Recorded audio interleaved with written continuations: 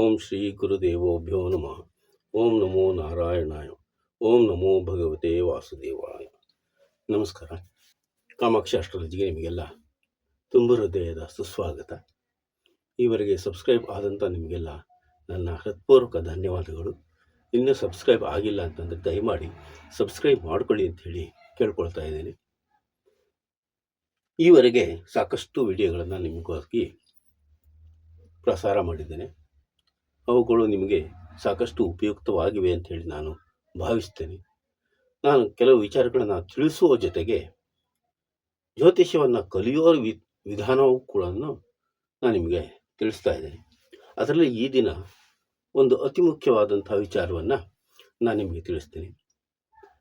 ಅದು ಪರಾಶರ ಜ್ಯೋತಿಷ್ಯ ಆಗಲಿ, ಭೃಗುನಂದಿ ನಡಿ ಆಗಲಿ, ಜೈಮಿನಿ ಜ್ಯೋತಿಷ್ಯವಾಗಲಿ, ಕೃಷ್ಣಮೂರ್ತಿ ಪದ್ಧತಿಯಾಗಲಿ, ಈಗ ಯಾವುದೇ ರೀತಿಯ ಪದ್ಧತಿಗಳನ್ನು ತೆಗೆದುಕೊಂಡ್ರೂ ಗ್ರಹಗಳನ್ನು ಮೊದಲು ಅಭ್ಯಾಸ ಮಾಡಬೇಕಾಗುತ್ತೆ.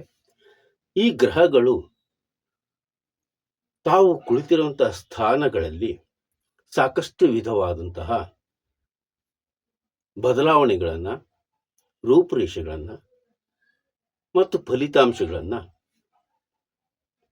ನೀಡುತ್ತವೆ. ಹೀಗಾಗಿ ಮೊದಲು ಗ್ರಹಗಳ ಸ್ಥಿತಿಗತಿಗಳನ್ನು ನಾವು ತಿಳ್ಕೋಬೇಕು. ಅಂದರೆ ಗ್ರಹಗಳ ಅವಸ್ಥಾ ಫಲಗಳನ್ನು ನಾವು ತಿಳ್ಕೋಬೇಕು. ಗ್ರಹಗಳಿಗೆ ಮುಖ್ಯವಾಗಿ 10 ರೀತಿಯ ಅವಸ್ಥೆಗಳಿರುತ್ತವೆ. ಅದನ್ನು ನಾನು ಈ ದಿನ ನಿಮಗೆ ಒಂದೊಂದಾಗಿ ವಿವರಣೆಯನ್ನು ಕೊಡ್ತಾ ಹೋಗ್ತೇನೆ. ಅತಿ ಮುಖ್ಯವಾಗಿ ಮೊದಲನೇದಾಗಿ ಜಾತಕದಲ್ಲಿ ಮೊದಲನೇದಾಗಿ ಗ್ರಹಗಳಿಗೆ ದೀಪ್ತಾವಸ್ಥೆ ಅಂತ ಇರುತ್ತೆ. ನಂತರ ದೀನಾವಸ್ಥೆ, ಸುಪ್ತಾವಸ್ಥೆ, ಮುದಿತಾವಸ್ಥೆ, ಸುಪ್ತಾವಸ್ಥೆ, ಪ್ರಪೀಡಿತಾವಸ್ಥೆ, ಮುಷಿತಾವಸ್ಥೆ, ಪರಿಹೀಯ ಮಾನವೀರ್ಯಾವಸ್ಥೆ, ಪ್ರವೃದ್ಧ ವೀರ್ಯಾವಸ್ಥೆ, ಅಧಿವೀರ್ಯಾವಸ್ಥೆ. ಹೀಗೆ 10 ವಿಧದ ಅವಸ್ಥೆಗಳು ಇರ್ತವೆ. ಈ ಅವಸ್ಥೆಗಳಿಗೆ ತಕ್ಕಂತಹ ಪರಿಣಾಮಗಳನ್ನು ಜಾತಕದಲ್ಲಿ ಕುಳಿತಿರುವಂತಹ ಗ್ರಹಗಳು ನಮಗೆ ನೀಡುತ್ತವೆ. ಹಾಗಂದರೆ ಏನು ಅನ್ನೋದನ್ನು ಒಂದೊಂದಾಗಿ ನಾವು ತಿಳ್ಕೊಳ್ಳೋಣ. ಮೊದಲನೇದಾಗಿ ದೀಪ್ತಾವಸ್ಥೆ ಅಂದರೆ ಶೈನಿಂಗ್ ಪ್ಲೇಸ್ ಅಂದರೆ ಅಥವಾ ರೈಸಿಂಗ್ ಪ್ಲೇಸ್. ಇದು ಯಾವುದು ಬೇಕಾದರೂ ಕರೀರಿ. ಅಂದರೆ ಗ್ರಹ ಒಂದು ಉಚ್ಚ ಸ್ಥಾನದಲ್ಲಿದ್ದಾಗ ಅದು ದೀಪ್ತಾವಸ್ಥೆಗೆ ಒಳಪಡುತ್ತೆ. ಈಗ ಈ ಕುಂಡಲಿಯಲ್ಲಿ ಗ್ರಹಗಳಿಗೆ ಉಚ್ಚ ಸ್ಥಾನವನ್ನು ತೋರಿಸಿದ್ದೇನೆ. ಅದರ ಅಪೋಸಿಟ್ ನೀಚಾವಸ್ಥೆ. ರವಿಗೆ ಮೇಷದಲ್ಲಿ ಉಚ್ಚಾವಸ್ಥೆ, ಅದು 10 ಡಿಗ್ರಿಯಲ್ಲಿದ್ದಾಗ ಉಚ್ಚ ಸ್ಥಾನ ಆಗುತ್ತೆ. ಚಂದ್ರನಿಗೆ ವೃಷಭದಲ್ಲಿ 3 ಡಿಗ್ರಿ ಇದ್ದಾಗ ಉಚ್ಚಾವಸ್ಥೆಯನ್ನು ಪಡೆಯುತ್ತೆ. ರಾಹು ಮಿಥುನದಲ್ಲಿ 3 ಡಿಗ್ರಿಯಲ್ಲಿದ್ದಾಗ ಉಚ್ಚ ಸ್ಥಾನವಾಗಿರುತ್ತೆ. ಗುರು ಕಟಕದಲ್ಲಿ 5 ಡಿಗ್ರಿಗೆ ಬಂದಾಗ ಉಚ್ಚ ಸ್ಥಾನ ಆಗುತ್ತೆ. ಬುಧ ಕನ್ಯಾದಲ್ಲಿ 15 ಡಿಗ್ರಿಯಲ್ಲಿದ್ದಾಗ ಉಚ್ಚ ಸ್ಥಾನದಲ್ಲಿ ಇರುತ್ತೆ. ಶನಿ 20 ಡಿಗ್ರಿ ತುಲಾದಲ್ಲಿದ್ದಾಗ ಉಚ್ಚ ಸ್ಥಾನದಲ್ಲಿ ಇರುತ್ತೆ. ಕೇತು 3 ಡಿಗ್ರಿ ಧನಸ್ಸಿನಲ್ಲಿದ್ದಾಗ ಉಚ್ಚನಾಗಿರ್ತಾನೆ. ಕುಜ ಮಕರದಲ್ಲಿ 28 ಡಿಗ್ರಿ ಇದ್ದಾಗ ಉಚ್ಚನಾಗಿರ್ತಾನೆ. ಶುಕ್ರ ಮೀನದಲ್ಲಿ 27 ಡಿಗ್ರಿ ಇದ್ದಾಗ ಉಚ್ಚನಾಗಿರ್ತಾನೆ. ಉಚ್ಚ ಗ್ರಹಗಳು ಯಾವಾಗಲೂ ಸ್ವಚ್ಛವಾದ, ಶುಭ್ರವಾದ ಮತ್ತು ಉನ್ನತಿಗೆ ಇರುವಂತಹ ಫಲಗಳನ್ನು ಅವು ತನ್ನ ದಶಾಕಾಲದಲ್ಲಿ ನೀಡ್ತಾ ಹೋಗ್ತವೆ. ದಶಾಕಾಲವನ್ನು ಬಿಟ್ಟು ಬೇರೆ ಸಂದರ್ಭದಲ್ಲಿ ಅವುಗಳ ಫಲ ಯಾವುದೇ ಕಾರಣಕ್ಕೂ ಫಲಿಸೋದಿಲ್ಲ. ಹಾಗೆಯೇ ಎರಡನೇದಾಗಿ ದೀನಾವಸ್ಥೆ, ಮಿಸ್ಕರೇಬಲ್ ಪ್ಲೇಸ್ ಅಂತ ಹೇಳಿ ಕರಿತೀವಿ. ಅಂದರೆ ನೀಚ ಸ್ಥಾನ. ಮೊದಲೇ ಹೇಳಿದೆ, ಇದರ ಅಪೋಸಿಟ್ ನೀಚ ಸ್ಥಾನ ಆಗುತ್ತೆ. ನೀಚ ಸ್ಥಾನದಲ್ಲಿರುವಂತಹ ಗ್ರಹ ಯಾವುದೇ ಫಲವನ್ನು ಕೊಡುವುದಕ್ಕೆ ನಿಷ್ಫಲವಾಗುತ್ತೆ. ಅದು ಯಾವುದೇ ಪದ್ಧತಿಯ ಜ್ಯೋತಿಷ್ಯ ಆದರೂ ಕೂಡ ಅವುಗಳ ಫಲ ಕಡಿಮೆ ಆಗುತ್ತೆ.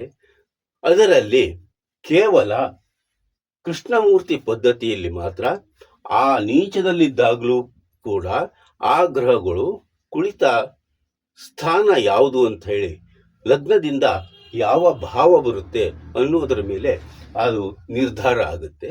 ಅದು ಬಿಟ್ಟು ಬೇರೆ ಯಾವುದೇ ಪದ್ಧತಿಯಿಂದ ನೋಡಿದಾಗಲೂ ಕೂಡ ನೀಚದಲ್ಲಿರುವಂತಹ ಗ್ರಹ ಒಳ್ಳೆಯ ಫಲಿತಾಂಶವನ್ನ ನೀಡೋದಿಲ್ಲ. ಮೂರನೇದಾಗಿ ಸುಸ್ಥಾವಸ್ಥೆ, ಕಂಫರ್ಟಬಲ್ ಪ್ಲೇಸ್ ಅಂತ ಕರಿತೀವಿ. ಅಂದ್ರೆ ಸ್ವಸ್ಥ ಅಂತಂದ್ರೆ ಏನು? ನಿಮಗೆಲ್ಲ ಗೊತ್ತು ಯಾವ್ಯಾವ ರಾಶಿಗೆ ಯಾವ ಗ್ರಹಗಳು ಸ್ವಕ್ಷೇತ್ರ ಆಗುತ್ತೆ ಅಂತೇಳಿ.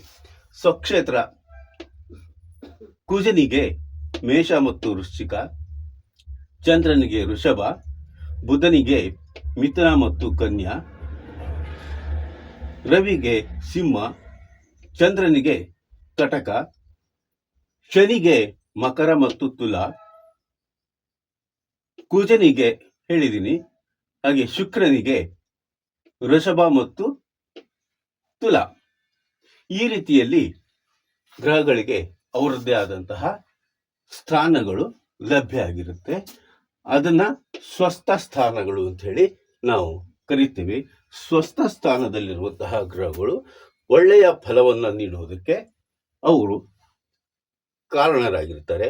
ಆದರೆ ಲಗ್ನದಿಂದ ಆ ಭಾವ ಎಷ್ಟನೇ ಭಾವ ಅನ್ನುವುದರ ಮೇಲೆ ಅದು ನಿಂತಿರುತ್ತೆ. ಸ್ವಸ್ಥದಲ್ಲಿ ಇದ್ದರೂ ಕೂಡ 6, 8, 12ರಲ್ಲಿದ್ದಾಗ ಅವುಗಳು ಒಳ್ಳೆಯ ಫಲವನ್ನ ನೀಡುವುದಕ್ಕೆ ಅಶಕ್ತರಾಗಿರ್ತಾರೆ ಮತ್ತು ಆ ಜಾತಕರಿಗೆ ಅವರು ಕೆಟ್ಟ ಪರಿಣಾಮಗಳನ್ನ ಕೂಡ ಅವರು ನೀಡಲಿಕ್ಕೆ ತೊಡಗ್ತಾರೆ. ಆ ನಂತರ ಮುದಿತಾವಸ್ಥೆ, ಹ್ಯಾಪಿ ಪ್ಲೇಸ್ ಅಂದ್ರೆ ಮಿತ್ರಸ್ಥಾನ. ಇಲ್ಲಿ ಬರೆದಿದ್ದೀನಿ ಗ್ರಹಗಳಿಗೆ ಯಾವ ಗ್ರಹ ಮಿತ್ರ, ಯಾವ ಗ್ರಹ ಶತ್ರು ಮತ್ತು ಯಾವ ಗ್ರಹ ಸಮ ಅಂತ ಹೇಳಿ.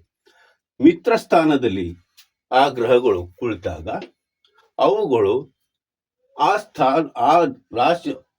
ಆ ರಾಶಿಯ ಅಧಿಪತಿಯ ಫಲಗಳ ಜೊತೆಗೆ ತನ್ನ ಫಲವನ್ನು ಕೂಡ ಸೇರಿಸಿ ಕೊಡುತ್ತೆ. ಹಾಗಾಗಿ ಅದು ಸ್ವಸ್ಥ ಆಗಿ ಇರುತ್ತೆ, ಮಿತ್ರ ಸ್ಥಾನದಲ್ಲಿ ಕುಳಿತಿರುತ್ತೆ. 5ನೇದಾಗಿ ಸುಪ್ತಾವಸ್ಥೆ, ಸ್ಲೀಪ್ ಪ್ಲೇಸ್ ಅಂದ್ರೆ ಶತ್ರುಸ್ಥಾನ. ಶತ್ರುಸ್ಥಾನ ನಿಮಗೆ ಗೊತ್ತು, ಇಲ್ಲಿ ನೋಡಿ ಇದು ಎಲ್ಲ ಶತ್ರುಸ್ಥಾನಗಳು. ಗ್ರಹಗಳು ಶತ್ರುಸ್ಥಾನ ಕುಳಿತಾಗ ಅವುಗಳು ನೀಡುವಂತಹ ಫಲ ಅಷ್ಟು ಉತ್ತಮವಾಗಿರುವುದಿಲ್ಲ.